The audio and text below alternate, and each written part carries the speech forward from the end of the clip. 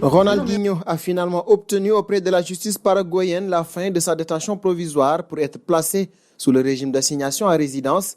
Poursuivi pour être entré au Paraguay avec un faux passeport, l'ancien footballeur brésilien du PSG et du Barça a payé une caution et séjournera dans un hôtel avec son frère.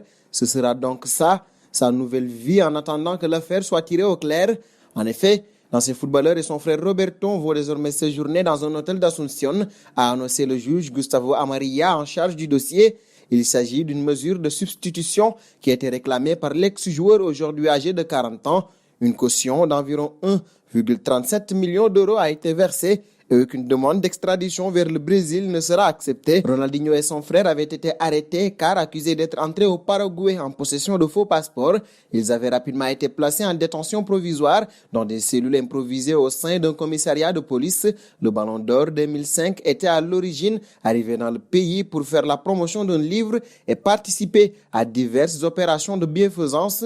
L'enquête le concernant est à l'arrêt depuis les mesures de précaution prises dans le pays afin d'endiguer la pandémie de Covid-19, figeant l'activité judiciaire au moins jusqu'à Pâques. Ses partenaires de confinement ont rapporté qu'il avait perdu un match de foot contre deux autres prisonniers, l'un condamné pour meurtre et l'autre pour vol. Une nouvelle qui a circulé sur les réseaux sociaux. Il a également été su qu'il a gagné un tournoi de futsal, mais la justice brésilienne a privé Ronaldinho de passeport, ça depuis fin 2018, à la suite de sa condamnation à une amende de 2,5 millions de dollars, environ 2,25 millions d'euros, qu'il n'a jamais payé pour avoir construit une jetée sans autorisation au bord d'un lac dans une aire protégée selon les médias brésiliens. Il l'avait finalement récupéré en 2019 au terme d'un accord avec la justice en contrepartie d'un versement de 6 millions de RIA, soit 1,1 million d'euros. Une quinzaine de personnes, dont des entrepreneurs, policiers et fonctionnaires, sont dans le collimateur de la justice paraguayenne dans le cadre de cette affaire.